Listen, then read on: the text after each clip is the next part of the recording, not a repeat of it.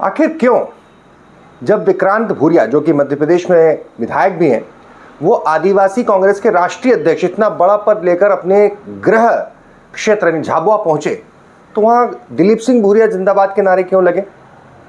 क्या विक्रांत भूरिया जब इतना बड़ा राष्ट्रीय स्तर का पद लेकर पहुंचे झाबुआ, तो क्या उस तरह का वो शक्ति प्रदर्शन कर पाए? और नहीं तो आखिर गुटबाजी कांग्रेस के लिए नई बात नहीं, लेकिन आदिवासी अंचल में गुटबाजी क्या गुल खिला रही है, विस्तार से बताऊंगा। नमस्कार, मैं हूं भुवनेश सेंगर। देखना शुरू कर चुके हैं द लपेटा। वीडियो अच्छा लगे तो पूरा देखिएगा और अच्छा लगे तो सब्सक्राइब कीजिएगा, ज्यादा से ज्यादा शेयर कीजिएगा। तो मैं बात कर रहा था, दरअसल खबर है आदिवासी अंचल के भीतर राजनीति की, राजनीति के भीतर कांग्रेस की, कांग्रेस के भीतर गुटबाजी की। स्पष्ट कर दूं है, लेकिन वो है कैसे, किस तौर पे नुमाया हुई और उसके पीछे पीछे किस तरह से शहर मात का खेल चल रहा है और इसमें कौन आगे कौन पीछे, देखना दिलचस्प है। दरअसल हाल ही में एक नियुक्ति हुई कांग्रेस में, राष्ट्रीय स्तर की नियुक्ति हुई, जिसमें विक्रांत भूरिया को आदिवासी कांग्रेस यानी भारतीय राष्ट्रीय कांग्रेस के आदिवासी जो प्रकोष्ठ है उसका राष्ट्रीय अध्यक्ष बनाया गया।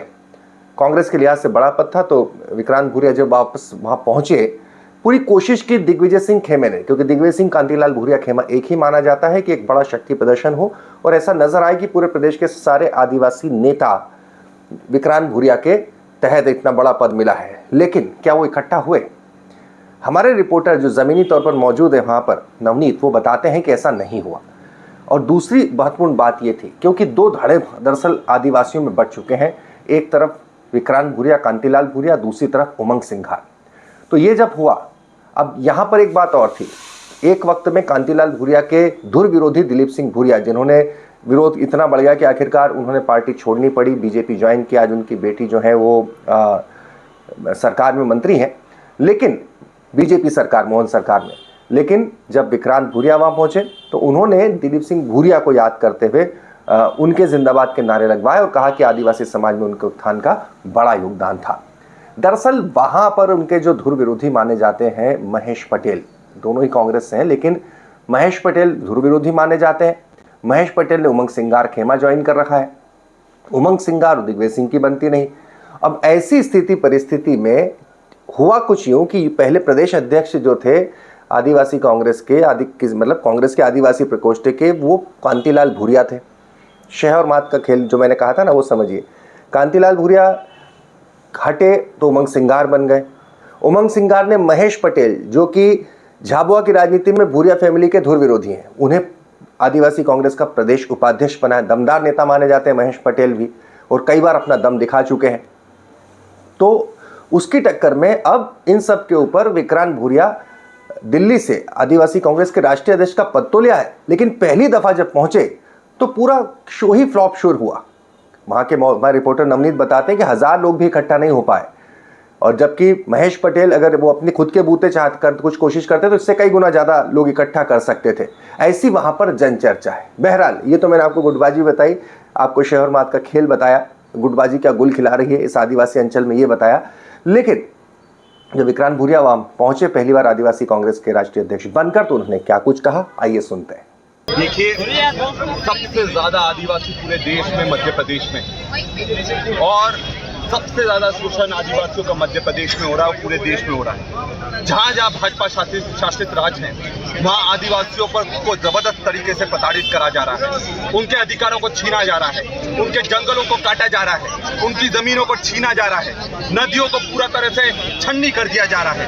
तो इसकी लड़ाई हम लड़ना शुरू करने वाले हैं, और आपको विश्वास दिलाता हूं कि सबसे बड़ी ताकत युवाओं की ताकत है। राहुल जी ने स्पष्ट कर दिया है कि आप गांव-गांव जाओ, फलिए जाओ, हर हॉस्टल तक जाओ, युवाओं को जगाओ, क्योंकि जब तक युवा इस देश का और आदिवासी समाज का नहीं जागेगा, तब तक आदिवासी समाज का कोई भला नहीं होने वाला है। और मेरी जवाबदारी है कि पूरे देश में सब दूर घूमकर हम प्रशिक्षण शिविर चालू कर रहे हैं। अभी तेलंगाना में 3 दिन का प्रशिक्षण शिविर में कर आया हूँ। उसमें हमने युवाओं को प्रशिक्षण देने का काम करा है, और अभी 19 तारीख से 25 तारीख तक हमारे मोहनखेड़ा में वापस प्रशिक्षण शिविर 150 लोगों का हम शुरू कर रहे हैं। हमारा उद्देश्य है कि देश में 25,000 युवा आदिवासी नेता तैयार करने का। पूरे देश में नेता तैयार करने का, क्योंकि जब आदिवासी जाग जाएगा, अपने लोग इतने सक्षम हो जाएंगे, उनको प्रशिक्षण मिल जाएगा और वो विचारधारा से जुड़ जाएंगे, तो अपनी लड़ाई वो खुद लड़ने के लिए तैयार होंगे। मैं बहुत बहुत आभार व्यक्त करता हूँ मेरे सभी साथियों का, मेरे पूर्वजों का और बाबा देव बड़ा देव का, टांटिया मामा बिरसा मुंडा का, कि आज उनके जो बलिदान उन्होंने दिया है उसके कारण आज मैं इस धरती पर खड़ा हूं और उनको विश्वास दिलाता हूं कि जो अपेक्षाएं जो राहुल गांधी जी की, जो प्रियंका जी की, जो खड़गे जी की मुझसे है, उनको पूरा करने का काम करूंगा और दिन रात एक कर दूंगा, क्योंकि आदिवासी युवा जब गुर्राटी मारता है, जब लड़ाई लड़ता है, तो वो उसको कोई नहीं छोड़ सकता। तो विक्रांत भूरिया ने कहा कि अब आप पेज समझिए, विक्रांत भूरिया उमंग सिंगार की नहीं बनती। विक्रांत भूरिया अब राष्ट्रीय अध्यक्ष हो चुके हैं, उमंग सिंगार प्रदेश अध्यक्ष हैं और उमंग सिंगार के जो प्रदेश अध्यक्ष हैं उनकी बॉडी में भूरिया खेमे के विरोधी महेश पटेल प्रदेश उपाध्यक्ष हैं। अब तक तो आप समझ ही गए होंगे कि आदिवासी इस पूरे अंचल में कांग्रेस की भीतरी गुटबाजी क्या गुल खिला रही है, क्या गुल खिला सकती है, और यही गुटबाजी है जिसके चलते बीजेपी कांग्रेस के इस गढ़ में सेंध लगाने में अक्सर कामयाब हो जाती है। तमाम खबरों के लिए द लपेटा को सब्सक्राइब करें।